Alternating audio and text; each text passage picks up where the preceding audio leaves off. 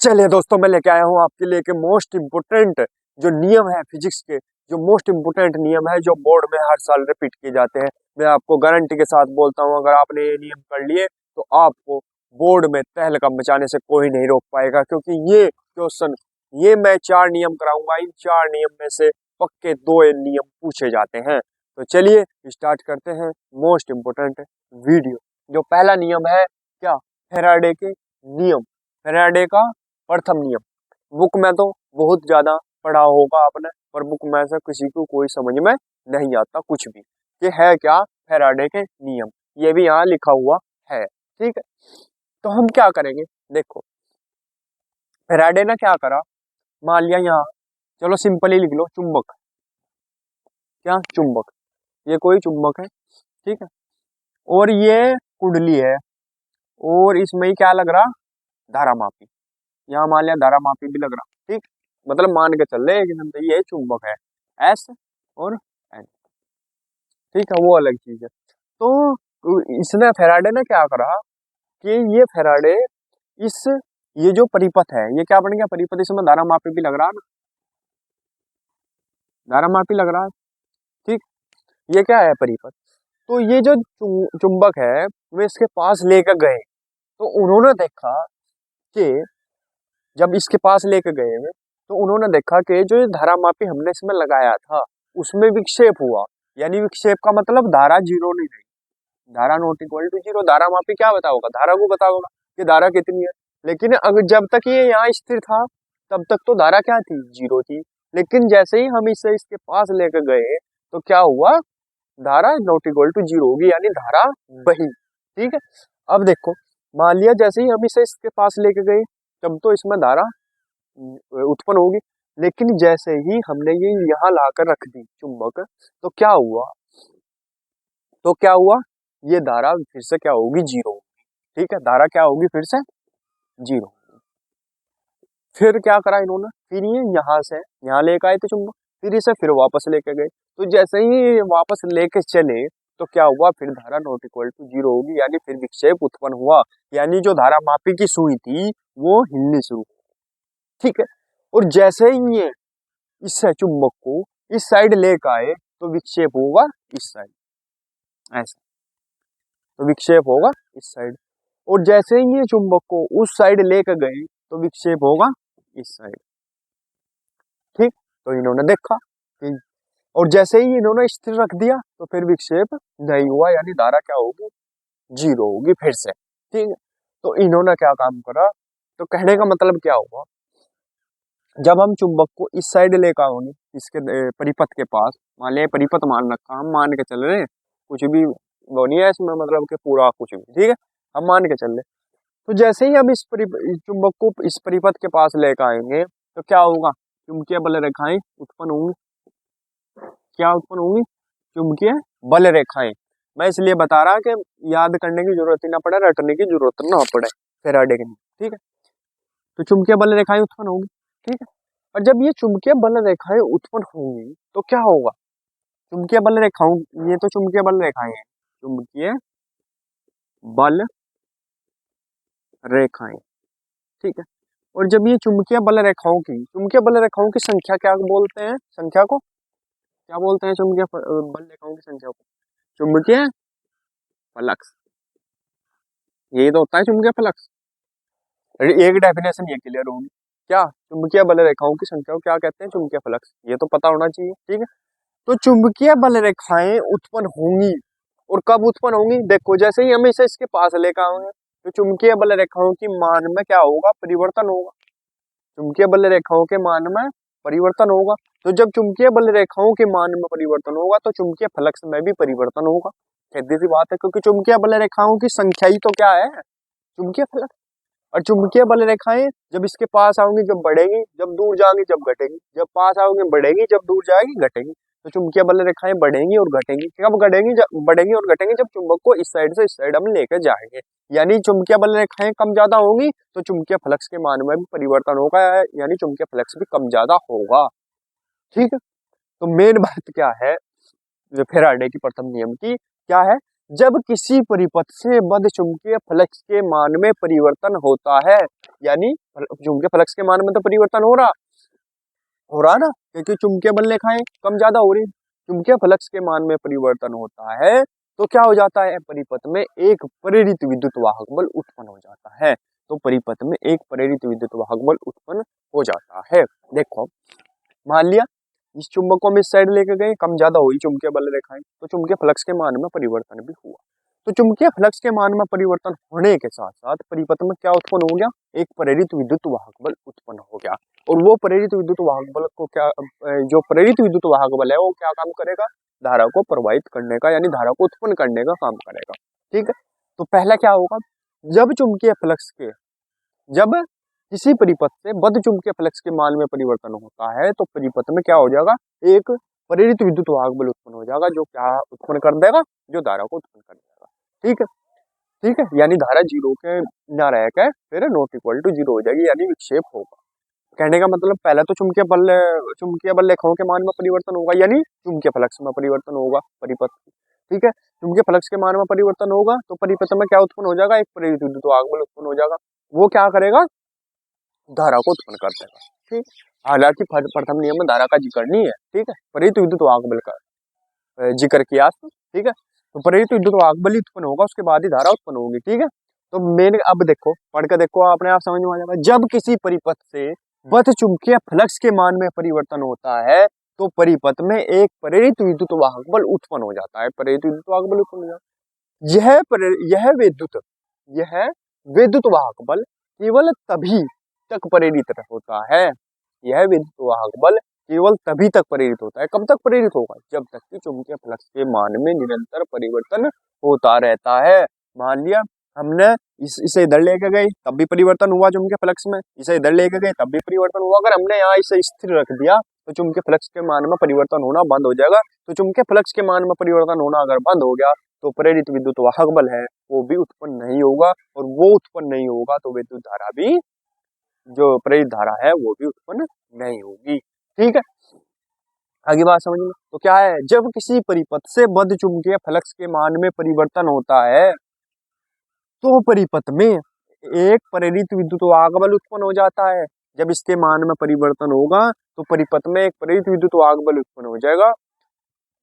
यह विद्युत वाहक बल केवल तभी तक प्रेरित होता है, यह विद्युत वाहक बल कब तक उत्पन्न होगा, जब तक चुंबकीय फ्लक्स के मान में परिवर्तन होगा।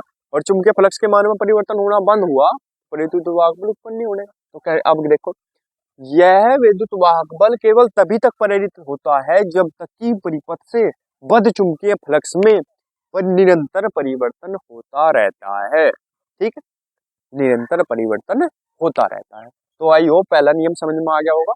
अब दूसरे नियम पर चर्चा करेंगे, स्क्रीनशॉट ले लो इसका। चलिए दोस्तों देखते हैं दूसरा नियम क्या है, द्वितीय नियम। अब देखोगे पहले से पढ़ लेंगे फिर उसके बाद देखेंगे समझाओगे।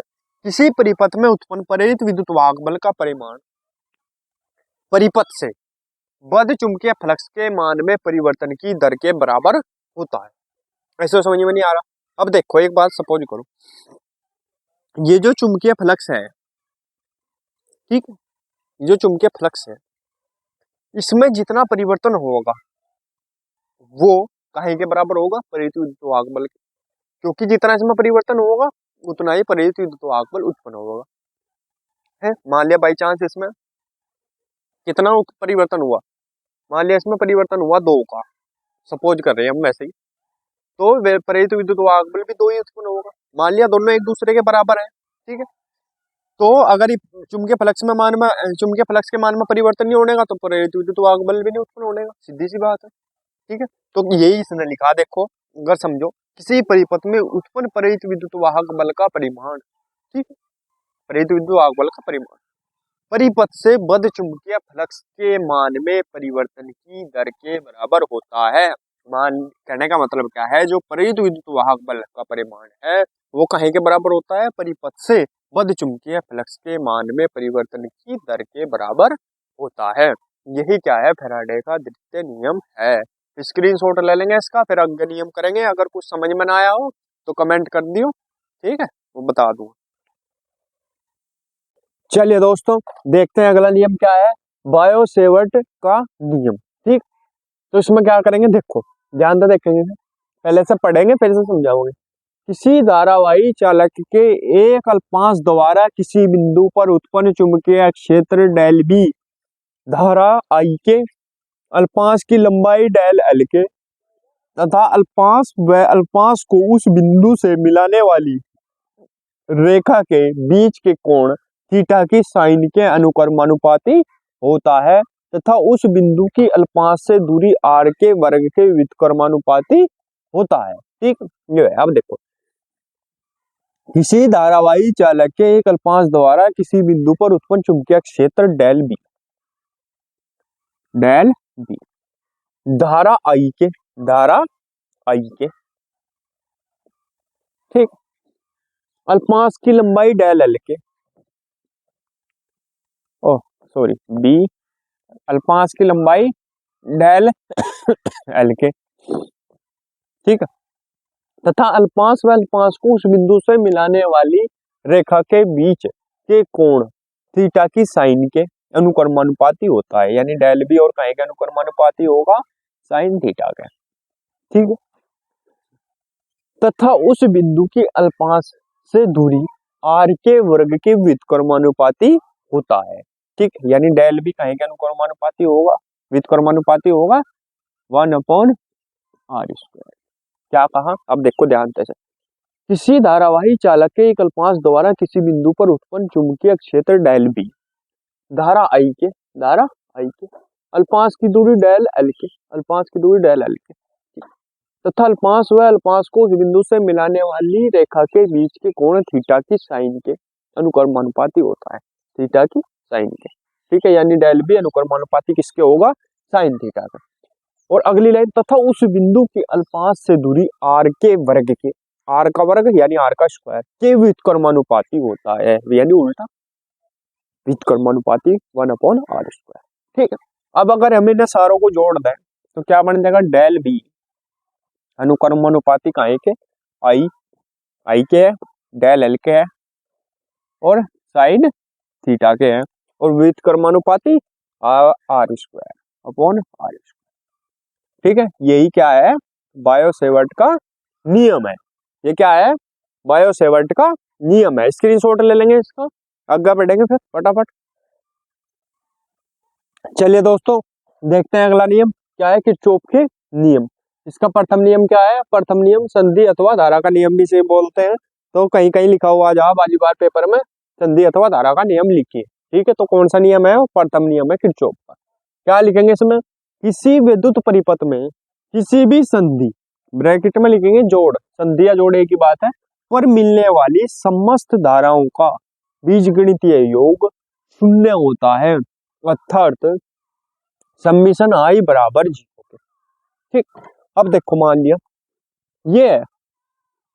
ये धारा, ये तो संधि है, इसकी जोड़ है, यहाँ जोड़। ठीक है, ये संधि की तरफ आ रही है, यानी जोड़ की तरफ आ रही है, ये भी जोड़ की तरफ आ रही है, ये जोड़ से दूर जा रही है, ये भी और ये भी। तो क्या है मतलब, जो संधि के पास आने वाली धारा, संधि के पास कौन सी आ रही है, देखो I1 + I5, I1 आ रही और I5 आ रही, इसलिए ये कायम है प्लस में, जो संधि से दूर जा रही है कायम होंगी माइनस में, I2 - I3 I4। देखो I2 भी दूर जा रही है, I3 भी I4 भी। ठीक है, तो बराबर काहे के होगा, 0 के, यानी उनका समस्त जो बीजगणितीय योग होगा वो काहे के बराबर होगा, 0 के। ठीक, तो अब क्या हो जाएगा, देखो ये तो प्लस की है I1 + I5, और इन्हें उधर ले जाओ तो क्या है कि हो जाएंगी ये प्लस की, तो I1 + I5 बराबर क्या हो जाएगा, I2 + I3 + I4। ठीक है, यानी इसके अकॉर्डिंग ये फॉर्मूला भी बन गया। ये भी लिख सकते हैं हम कि संधि के पास आने वाली धाराओं का बीजगणितीय योग संधि से दूर जाने वाली धाराओं के बीजगणितीय योग के बराबर होता है। ये भी किरचॉफ का प्रथम नियम बन गया। कैसे, देखो संधि के पास आने वाली कौन सी है ये, तो क्या लिख देंगे, संधि के पास आने वाली समस्त धाराओं का बीजगणितीय योग, ये I1 I2। ठीक है, काहे के बराबर होता है, संधि से दूर जाने वाली धाराओं के बीजगणितीय योग के बराबर होता है। ये तो संधि से दूर जाने वाली है, संधि के पास आने वाली, काहे का, इनका योग इन दोनों के इनके बराबर है। मान लिया जो संधि से पास आ रही, संधि के पास आ रही, वो काहे के बराबर होगा उनका योग, जो संधि से दूर जा रही। ठीक है, तो अब देखेंगे द्वितीय नियम। क्या इसे कहे का नियम बोलते हैं? मोर्स का अथवा पास का नियम। इसमें क्या लिखेंगे? किसी विद्युत परिपथ में प्रत्येक बंद पास के विभिन्न खंडों में प्रवाहित होने वाली धारा ए उनके संगत प्रतिरोधों के गुणनफलों का बीजगणितीय योग। उनके संगत प्रतिरोध यानी आर का बीजगणितीय योग यानी सम्मिश्र। ठीक है, काय के बराबर होता है? उस पास में कार्य करने वाले समस्त विद्युत वाहक बलों की बीजगणितीय योग के बराबर होता है। विद्युत वाहक बल ई बीजगणितीय योग यानी सम्मिश्रण के बराबर होता है। ठीक है, तो क्या किसी विद्युत परिपथ में प्रत्येक बंद पास के विभिन्न खंडों में प्रवाहित होने वाली धारा, ठीक है, एवं उनके संगत प्रतिरोधों के गुणनफलों का बीजगणितीय योग आर। देखो गुणनफल ही है, यो गुणा ही तो है। गुणनफलों का बीजगणितीय योग आर बराबर का है क्या होगा? उस पास में कार्य करने वाले समस्त विद्युत वाहक बलों के बीजगणितीय योग के बराबर होता है। यानी सम्मिशन आई आर बराबर का है क्या है? सम्मिशन ई। यही है किरचॉफ का द्वितीय नियम। ठीक है, इसका स्क्रीनशॉट ले लेंगे, फिर आगे बढ़ेंगे। एक नियम और है, चलिए दोस्तों देखते हैं चौथा नियम क्या है। एम्पियर का परिपथीय नियम। ठीक है, इसमें क्या लिखेंगे? इस नियम के अनुसार चुंबकीय क्षेत्र प्रेरण बी वेक्टर का किसी बंद वक्र के लिए रेखीय समाकलन। ठीक है, बी वेक्टर का किसी बंद वक्र के लिए रेखीय समाकलन क्या है? बी वेक्टर समाकलन B vector dot DL vector वक्र द्वारा घेरे गए क्षेत्रफल से होकर प्रवाहित नेट धारा आई का कितना गुना होता है? म्यू 0 गुना होता है। ठीक, यानी जो ये है, ये किसके नेट धारा है उसका कितने गुना होता है? म्यू 0 गुना। यानी ये गुना ही तो है जिस बीच में। ठीक है, तो ये क्या है? एम्पियर का परिपथीय नियम है, मोस्ट इंपोर्टेंट है। अगर ये नियम ना याद रहे, माने ये थ्योरी ना याद रहे, तो क्या लिखेंगे हम? ये। ठीक है, और इसके आधार पर बना देंगे कि जो रेखीय समाकलन है वो काहे के बराबर है? वक्र द्वारा घेरे गए क्षेत्रफल से होने वाली नेट धारा आई का म्यू 0 गुना होता है। ठीक है, ये ऐसा भी लिख देंगे, ये जो है ये नेट धारा आई का म्यू 0 गुना के बराबर होता है। ठीक, तो इसका स्क्रीनशॉट ले लेंगे। दोस्तों अगर वीडियो अच्छी लगी हो तो प्लीज वीडियो को लाइक कीजिए, कमेंट कीजिए और हमारे चैनल को सब्सक्राइब कीजिए। मिलते हैं अगले वीडियो में, तब तक के लिए धन्यवाद।